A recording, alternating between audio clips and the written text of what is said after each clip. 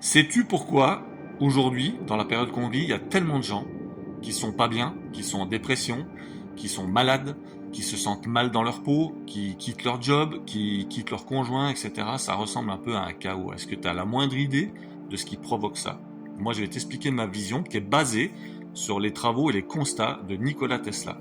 Nikola Tesla, le monde connaît son nom parce qu'Elon Musk a utilisé ce nom-là pour ses voitures électriques. Mais Nikola Tesla, c'était un mec qui était vraiment un scientifique de haut vol et qui a été brimé parce qu'il a fait des découvertes qui pouvaient libérer les gens.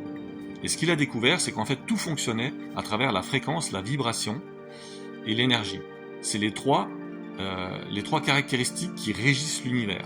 Et en fait, la vibration, c'est quelque chose de très important qui va t'amener à la fréquence. Et aujourd'hui, dans cette vibration qu'on vit, tout est fait dans le système dans lequel on est pour qu'on ait des vibrations basses, pour qu'on soit le plus bas possible, pour qu'on soit le moins bien possible. Alors pourquoi? Tu vas me dire, c'est pas constructif. Eh bien, c'est le but. C'est juste parce qu'en étant comme ça, dans des basses vibrations, on est contrôlable. On nous fait croire ce qu'on veut, on nous amène sur le terrain qu'on veut.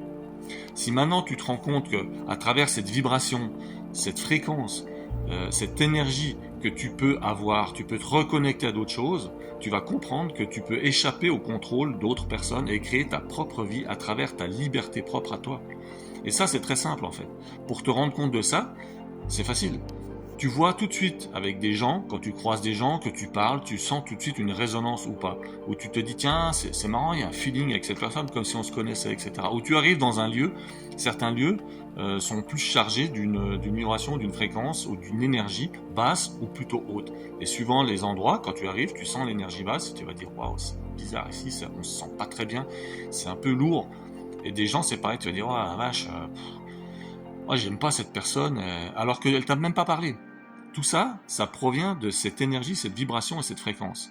Et si tu es capable de te reconnecter à ta propre fréquence, cette fréquence divine, parce qu'on nous a vendu l'image d'un Dieu à l'image humaine, mais en réalité, Dieu, je pense que c'est une fréquence, c'est pas quelqu'un. Et c'est une fréquence sur laquelle on se connecte, la fréquence de la source, de l'univers, appelle ça comme tu veux. Mais tout ça, c'est fait pour que nous, on ne vibre pas à cette fréquence, pour qu'on ne récupère pas notre plein potentiel, qu'on sorte de ce contrôle qu'on nous impose et qu'on récupère notre liberté. Parce qu'à ce moment-là, tout ce qui a été construit par ces gens qui ont construit ça s'effondrerait en un instant. Et si les gens prenaient conscience que le pouvoir qu'ils ont est immense, à pouvoir s'unir au sein de cette vibration, de cette fréquence et de cette énergie, et que cette énergie-là, elle est contagieuse, et on peut s'en rendre compte, d'après ce que je t'ai dit justement précédemment, quand tu arrives dans un lieu, que tu parles à des gens, tu vas te rendre compte de la résonance qu'il y a ou pas. C'est pas une question d'affinité, c'est une question de vibration, c'est tout, et de fréquence, et donc d'énergie. Et si les gens comprenaient qu'en s'unissant, on peut avoir ce qu'on appelle un égrégore immense, c'est-à-dire que l'énergie qui se commute l'une à l'autre crée un espèce de cloud, une énergie beaucoup plus forte qu'en étant tout seul, et qu'il n'y a pas de résistance dans la distance, alors on pourrait impacter le monde entier en une fraction de seconde. Et d'ailleurs, des tests ont déjà été faits. J'ai beaucoup étudié les travaux de Max Planck, qui était un disciple, enfin pas un disciple, mais un congénère d'Einstein, et c'est lui qui a fait le fameux mur de Planck, et c'est de là que découle une grande partie de la physique quantique. C'est extrêmement intéressant, et des gens comme Greg Braden ont repris aussi ces travaux, et dispensent des séminaires, des conférences, etc. dans le monde entier pour essayer d'éveiller les consciences là-dessus. Et souvent, les gens sont tellement formatés, endocrinés, qu'ils ont du mal à accepter ça, et ils disent non, mais c'est pas vrai, on nous bourre le mou, alors qu'ils se font bourrer le mou à leur insu. Et si toi, consciemment, tu ne décides pas de vibrer à ta vibration, à la bonne fréquence, eh ben, tu vibres à la fréquence qu'on t'impose. Et tu t'en rends compte aussi parce que même dans les musiques, il y a des fréquences à travers les musiques qui peuvent te faire du bien, d'autres qui vont générer du mal. Scientifiquement, ça a déjà été prouvé qu'en faisant écouter des sons, Yamoto, qui était le japonais qui avait fait ces travaux, qui avaient été repris par le professeur Montagnier d'ailleurs, a bien démontré avec des microscopes électroniques la vitesse de réaction de l'eau, de tout ce qui est liquide, à ces vibrations. Et comme on est majoritairement fait de liquide à travers le plasma et le sang, ben, on est extrêmement réactif à la vibration, à l'énergie, à la fréquence.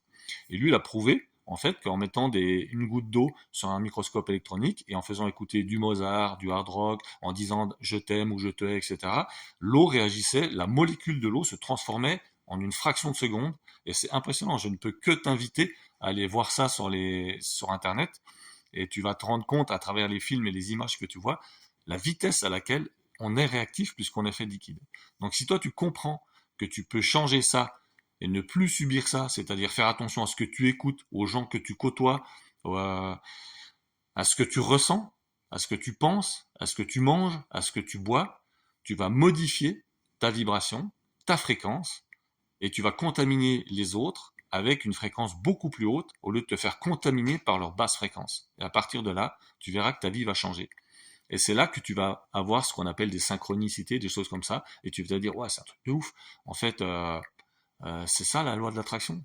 La loi de l'attraction n'existe pas, c'est juste le fait d'être, d'incarner et de vibrer qui tu es réellement, ta divinité intérieure et ton propre potentiel. Et à partir de là, tout est possible, quoi.